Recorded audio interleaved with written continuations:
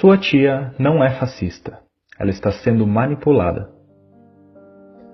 Você se pergunta como um candidato com tão poucas qualidades e com tantos defeitos pode conseguir o apoio quase que incondicional de grande parte da população? Você já tentou argumentar racionalmente com essas pessoas, mas parece que elas estão absolutamente decididas e te tratam imediatamente como inimigo no mais leve aceno de contrariedade? Até sua tia, que sempre foi fofa com você, agora ataca seus posts sobre política no Facebook? Pois bem, vou te contar uma história. O principal nome dessa história é um sujeito chamado Steve Bannon. Bannon tem uma visão de extrema-direita nacionalista.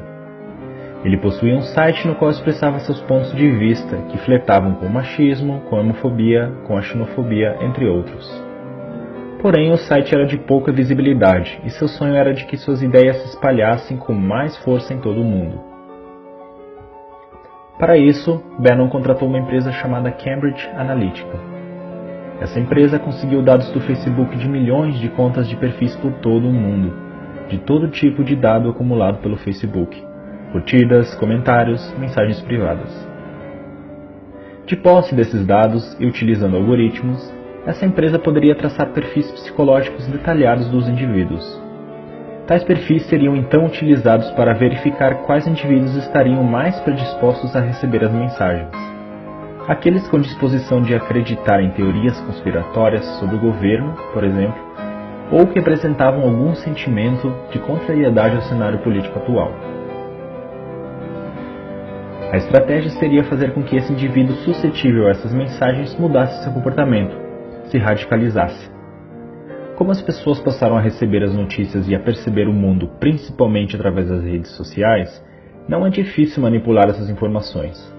Se você pode controlar as informações que uma pessoa tem acesso, você pode controlar a maneira com que ela percebe o mundo, e com isso influenciar a maneira como se comporta e age. Posts no Facebook podem te fazer mais feliz ou triste, te deixar com raiva ou com medo. Os algoritmos sabem identificar as mudanças no seu comportamento pela análise dos padrões de suas postagens, curtidas e comentários. Assim, indivíduos com perfis de direita e seu tradicional discurso "não gosto de impostos" foram radicalizados para perfis paranoicos em relação ao governo e a determinados grupos sociais.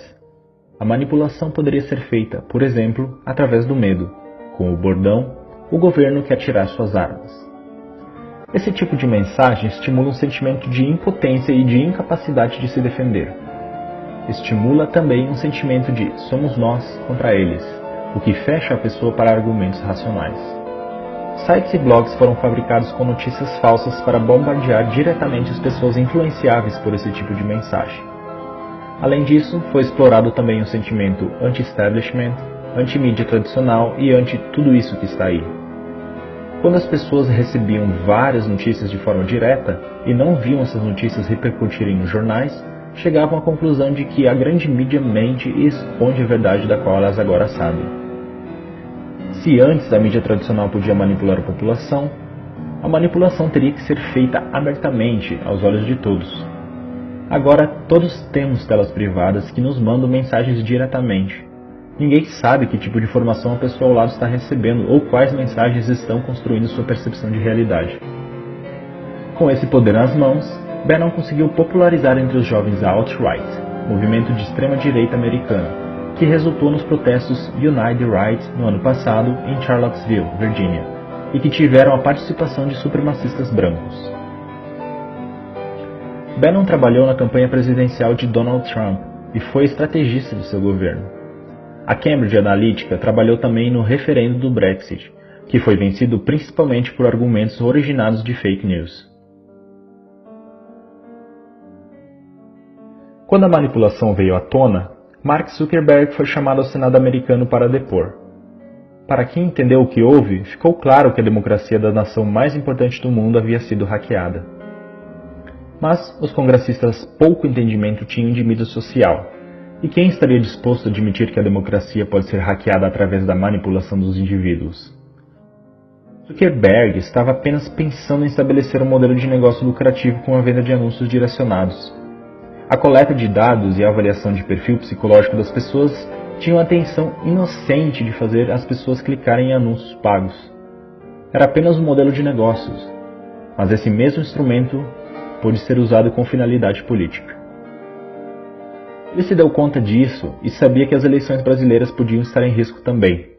Somos uma das maiores democracias do mundo. O Facebook, então, tomou medidas ativas para evitar que as campanhas de desinformação e manipulação ocorressem em sua rede social. Muitas contas fake e páginas que compartilhavam informações falsas foram retiradas do Facebook no período que antecede as eleições. Mas não contavam com a capilarização e a popularização dos grupos do WhatsApp. O WhatsApp é um aplicativo de mensagens diretas entre indivíduos. Por isso, não pode ser monitorado externamente. Não há como regular as fake news, portanto. Fazer um perfil fake no WhatsApp também é bem mais fácil do que em outras redes sociais e mais difícil de ser detectado. Lembra do Steve Bannon, que sonhou com o retorno de uma extrema-direita nacionalista forte mundialmente? Que tinha ideias que são classificadas como anti-minorias, racistas e homofóbicas, e que usou um sentimento difuso ante tudo que está aí e o medo de os homens se sentirem indefesos para conquistar adeptos? Pois bem, ele se encontrou em agosto com Eduardo Bolsonaro. Bolsonaro disse que Bannon apoiaria a campanha de seu pai com suporte e dicas de internet.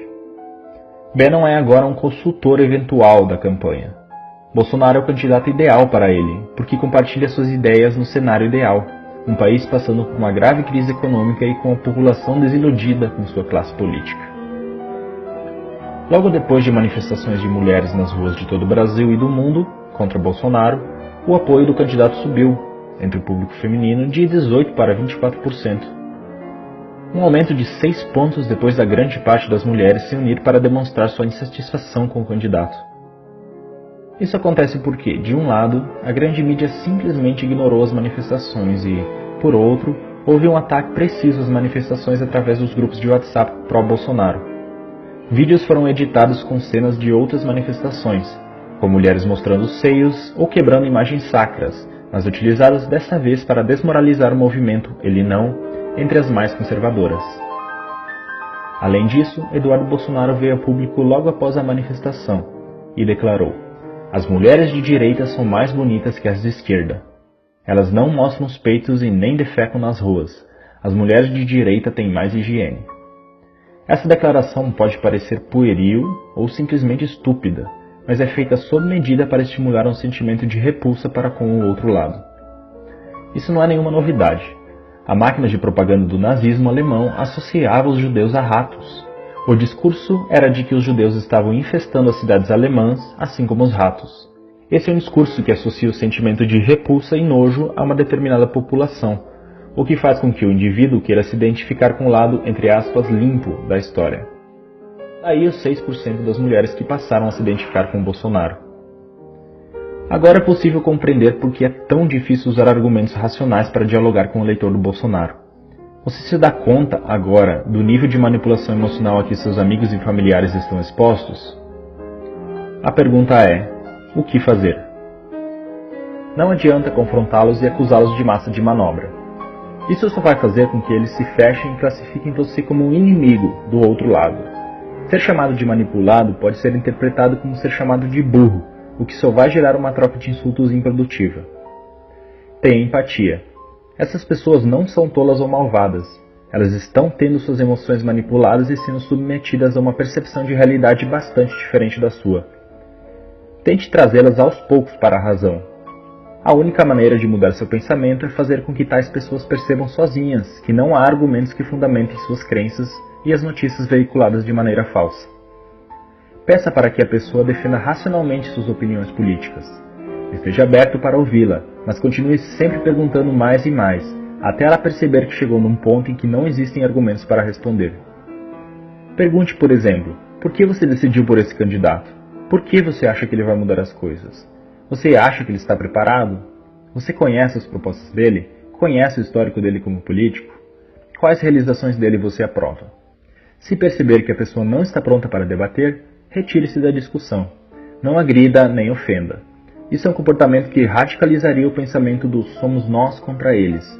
Tenha em mente que os discursos que essa pessoa acredita foram incutidos nela de maneira que houvesse uma verdadeira identificação emocional, se tornando uma espécie de segunda identidade. Não é de uma hora para outra que se muda algo assim. Duas das mais importantes democracias do mundo já foram hackeadas, utilizando tais técnicas de manipulação. O alvo atual é o nosso país. Não vamos deixar que essas forças nos joguem uns contra os outros, rasgando nosso tecido social de maneira irrecuperável.